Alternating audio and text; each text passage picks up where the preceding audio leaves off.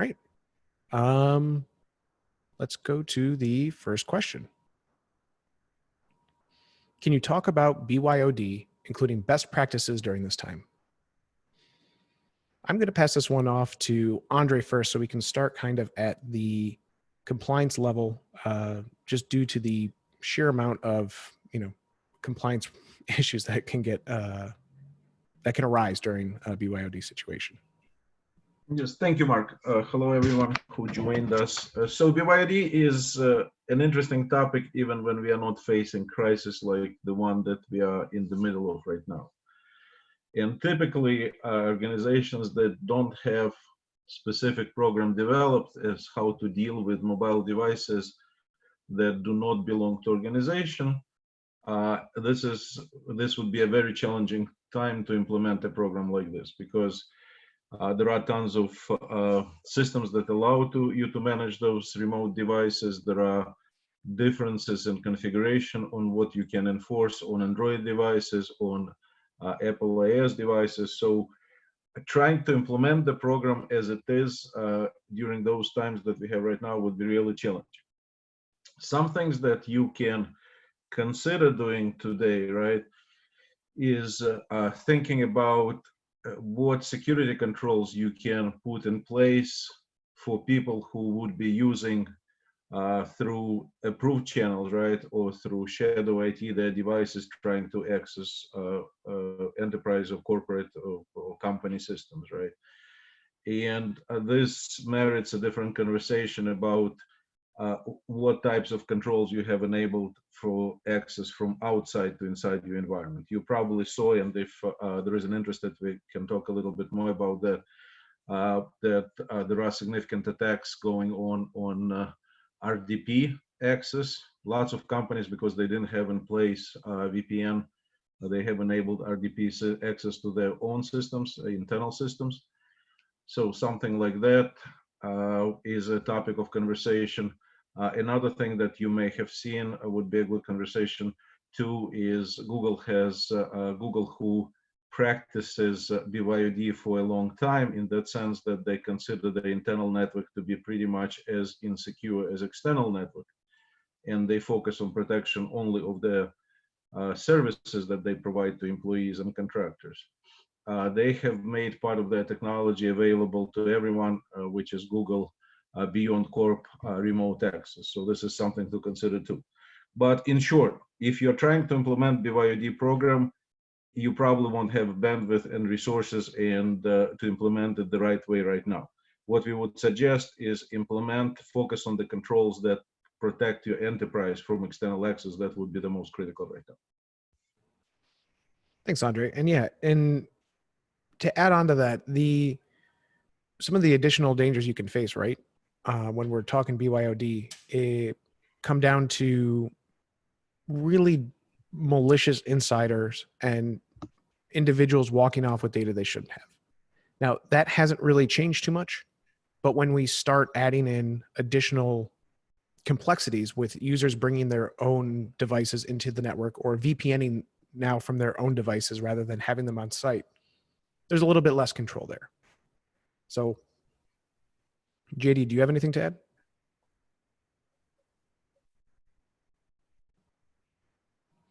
All right, I think we can move on to question number 2.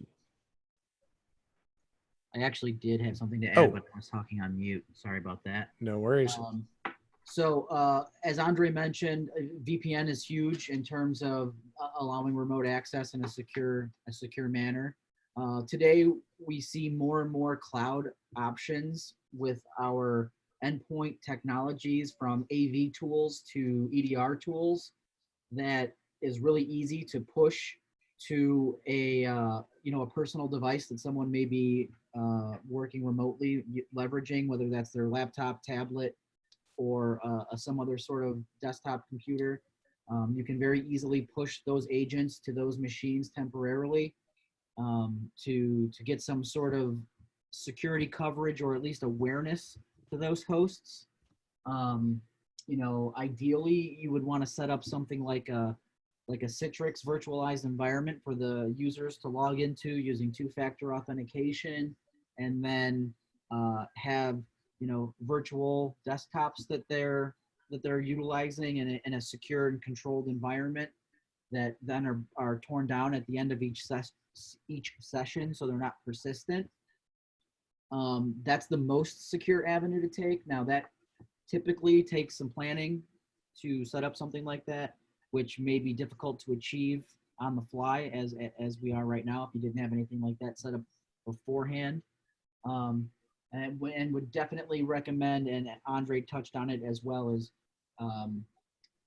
absolutely avoid setting up any sort of RDP connection to the inside from the outside.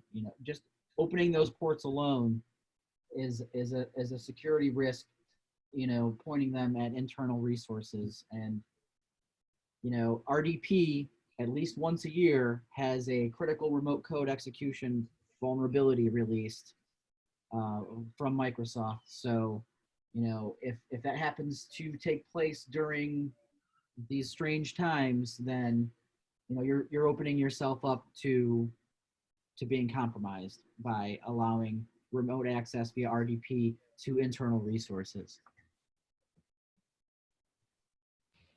Awesome. Thank you, JD. All right, now let's go to question 2. All right. It seems like when everyone is working remote and everything is going wrong and systems are at capacity, that's when attackers are trying to strike the most. What do you tell companies to focus on? This is a tough one, right? Because really, at the end of the day, nothing has changed. Our goal is still the same. We still have to manage the 3 points of the CIA triangle. We're still trying to reduce our risk. And really, the major risks have, as we were discussing in question 1, really fallen down more onto the BYOD. User education, focusing on phishing awareness and vishing awareness, as well as hardening your perimeter, preventing port 3389, which is RDP, from being exposed to the internet, implementing multi-factor authentication, mapping all your controls back to a centralized framework such as the NIST CSF. All of these are things that we should be doing now, and even more so in the future.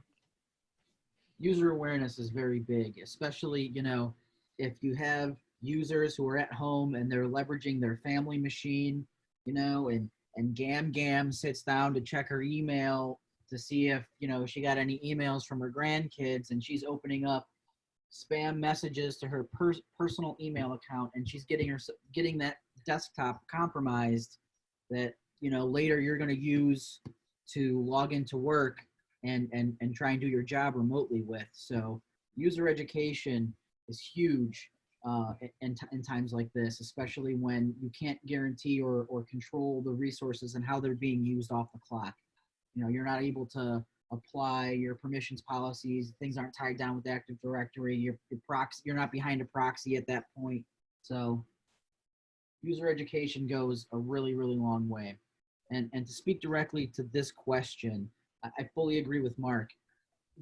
While it seems that attackers are increasing, and they definitely do increase some activities when things are going wrong, but I wouldn't say that most of the time an attacker is aware at your own enterprise's struggles that you may be having in rolling out this remote work. They're just blanket increasing their attack activity because the world is in chaos, and they're aware that more people are working from home, and that's going to put stress on security controls, and that holes are going to be opened up. So you're going to see more scanning activity. They're going to be looking for stuff like port 3389 open to the outside.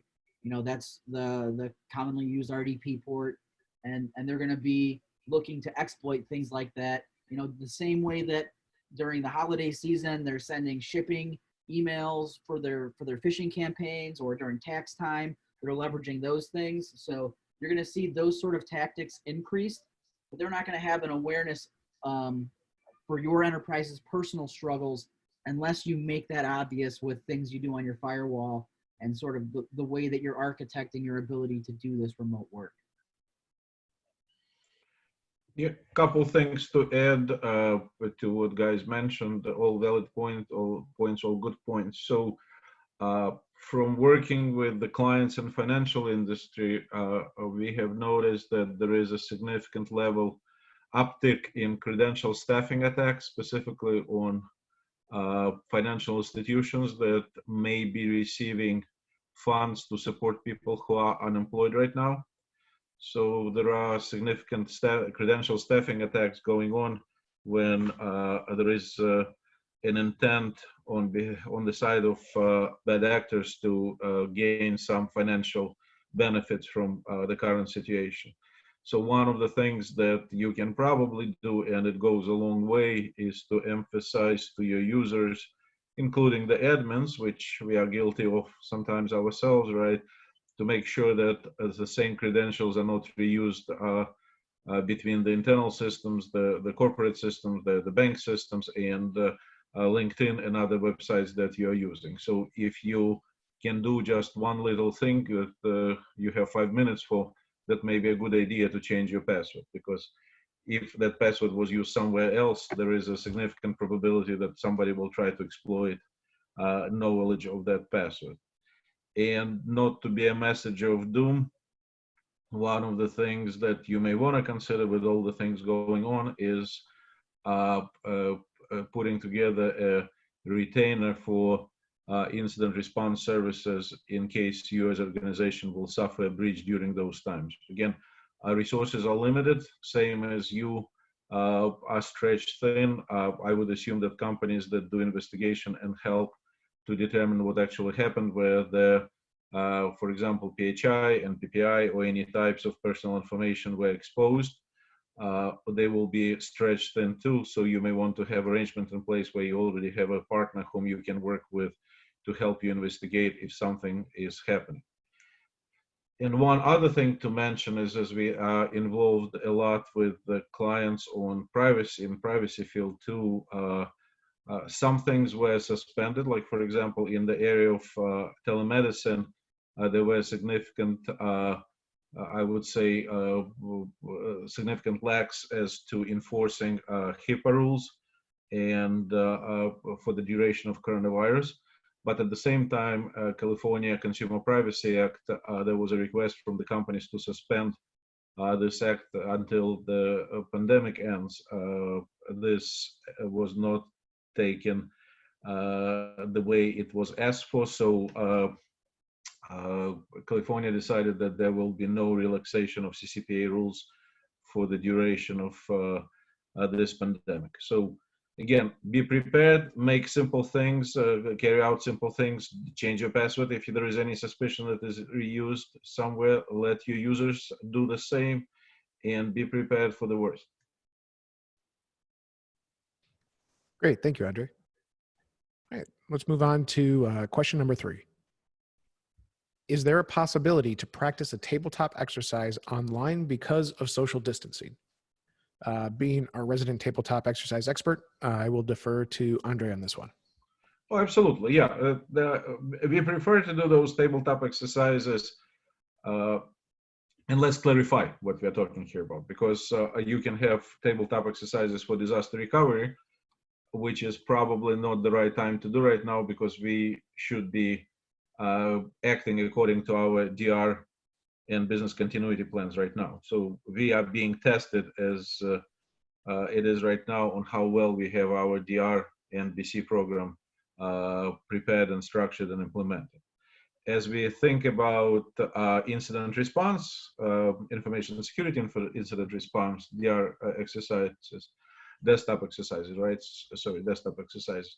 In this case, absolutely, we do prefer to do those in person at companies at the client's location, just because it is easier to interact with participants. You can see the faces, people can see, interact more lively. It's a better experience, but at the same time, we absolutely think that this can be done remotely, and this may be a good opportunity to do it too. So in short, the answer is yes. Is in person better? Absolutely, but we'll probably have to wait quite some time before we'll return to conducting those exercises in person.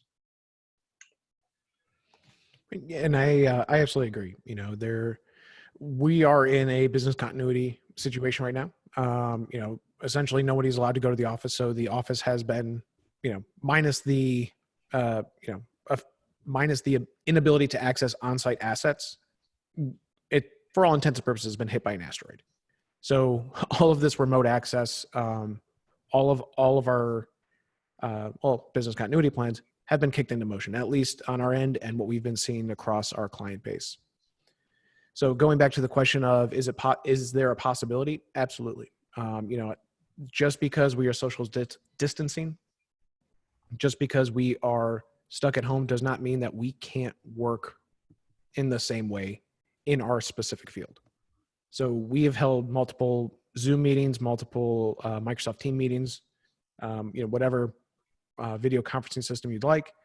And we actually do go over this, and we have a camera on the whiteboard and we can draw this kind of thing out. So definitely very doable. JD, do you have anything to add? Nope, I agree completely. It's definitely doable. All right, let's move on to question number 4. What has the current situation taught IT security administrators about how they should prepare their networks for the future and must not fail to consider? Wow, that's a big question. It's a great question as well. The current situation, at least from my perspective, should be teaching us that we need an absolutely robust infrastructure. So these, one-time VPNs that we stand up, these shadow IT organizations that we have, become liabilities when we're talking a scenario like we're in right now. They've always been a liability, but this particular situation that we're in, any sort of BCP or DR situation, amplifies that by 3 or 4 times, to pull a random number out. But we absolutely cannot stress enough how important it is to have verified processes, to follow good IT practice, not just IT security, where we're enabling various, CBC ciphers and things like that. We need to be following proper network architecture, proper life cycles of systems, and basically having a solid foundation that everything is built on. So that way, when the stuff on the top falls down, we're still working at our core. JD or Andre, do you have anything to kind of add on to that? Nope. Yeah, I would say have the main lesson is to have your information security program. Mm-hmm. So again, it's probably the most difficult time to implement it right now, out of all times. But when we return to normalcy or any semblance of that, make sure that you have a program. Don't do things piecemeal. It will come back and bite you. Think about the program in general. Try to, again, not talking about doing something abstract and theoretical and so on. Do specific things, do things that will protect your environment, but do it as a part of your plan.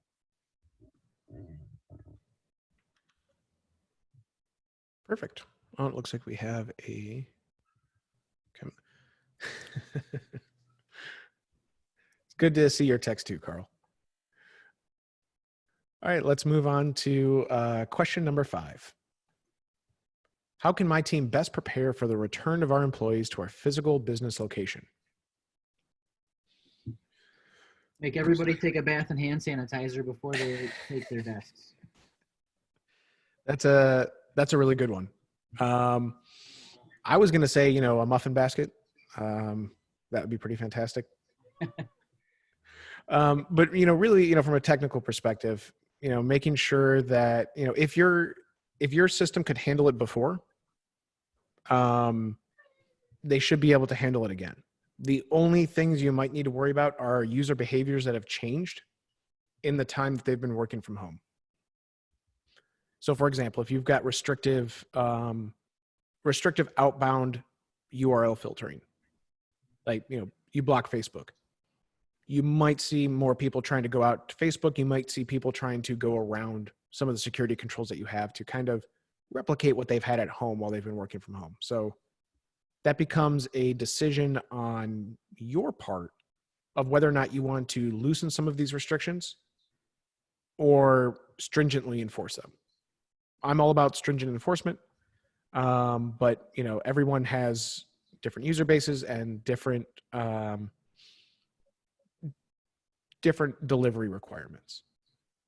JD or Yeah, I have yeah. some stuff to add to that. I would say definitely make sure that if you did open yourself up to any one-off use case situations that are less than ideal, not necessarily a best practice scenario, but were required to be able to accomplish the remote work scenario, make sure you close any of those holes. I would audit my firewall rule set to make sure that anything that was changed in the interim, goes back to normal. Verify that any changes that were made that may stay in place. I feel that a lot of employers are going to be more open-minded to the remote work scenario that may not have been previously. So if you find yourself at an organization that previously did not entertain a remote work environment at all, and now once we are able to go back to the office, may entertain a week or two remote work for different employees, just make sure that you go back and review the things you put into place, making sure you were following best practices and not just trying to accomplish a goal by any means necessary in the situation. That's really it. Think about building out infrastructure in the future in case we find ourselves in another scenario like this, so you're more prepared. Yep, and as discussion goes these days, that probably this pandemic will result in a death of the open space office, because this is the best place to spread the viruses. So office environment will be changing for sure. As guys mentioned, there will be more and more people working remotely.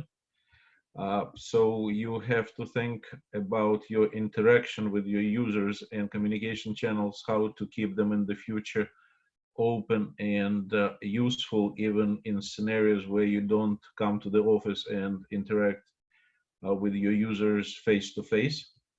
So you need to have good mechanisms in place for users to report any anomalies they're seeing, any suspicions about, for example, their computer behavior and so on, so that lack of in-person interaction will not impede your ability to react and the ability to report something like this. And one other thing that we talked a little bit about, incident response and tabletop exercises. One of the other things that typically happens during the incident response, you want to keep track of the actions that you were taking as a part of the incident response. So we are in the middle of this pandemic, so we are taking certain actions which we may not remember later about. So my recommendation would be take notes, write down specifically if something caught your attention and you thought maybe we need to address it later, write it down, make a note for yourself, because when everything, when the dust settles and we are back to more normal type of operations, you may not actually remember of what you were thinking when you were dealing with all the situations that you have right now. So take notes. Those notes can help you, first of all, to work better in the future, address any shortcomings that you saw in your operations right now. Great. All right. And do we have a question 6, or is that, yep, there we go. So now we'd like to open it up to the rest of the participants. If we have any additional questions that we didn't address, if we have any follow-up questions to the answers that we gave. You could enter those questions into the chat. Yes, the chat or the Q&A tab in Zoom should allow you to send those over to us.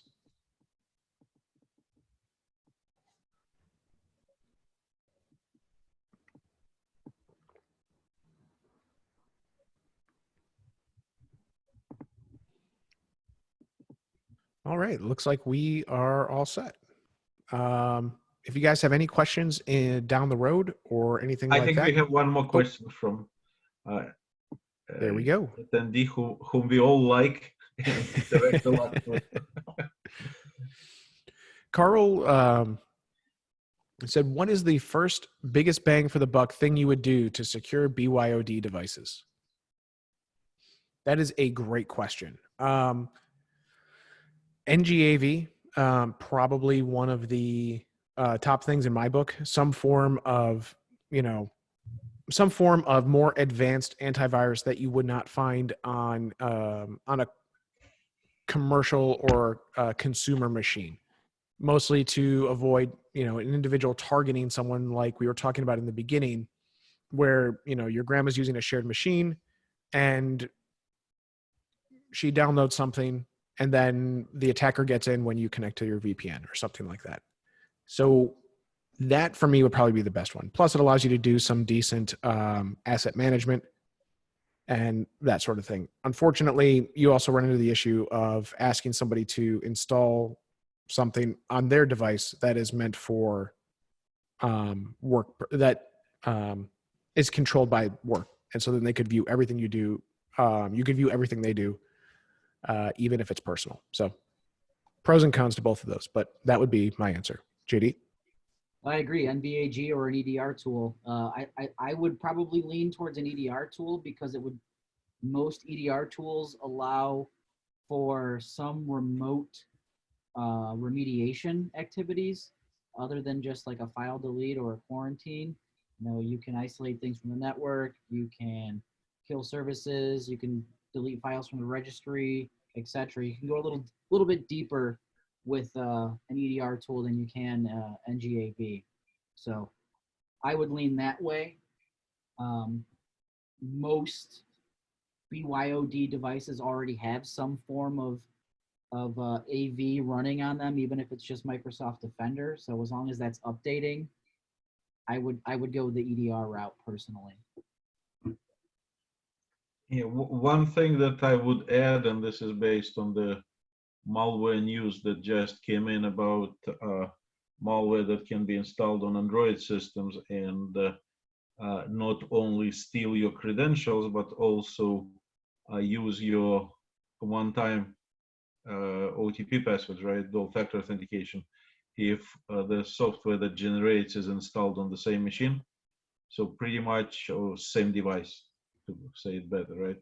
So pretty much your account can be compromised even if you use dual factor authentication. So one of the things maybe to consider is that to have those Google authenticators, to have, for example, Microsoft Authenticator running on a different device than you are using to access your environment. Because again, if your device is compromised, then you can consider your authenticator application to be compromised too, because with the system permissions that the bad actor is getting, it doesn't take them much to generate those tokens and get into your network, because they also are logging the passwords that you are typing in. So that may be one of the cheapest and easiest things to do, but consider it if you're using dual factor. All right, thanks for that, Andre. Do we have any more questions?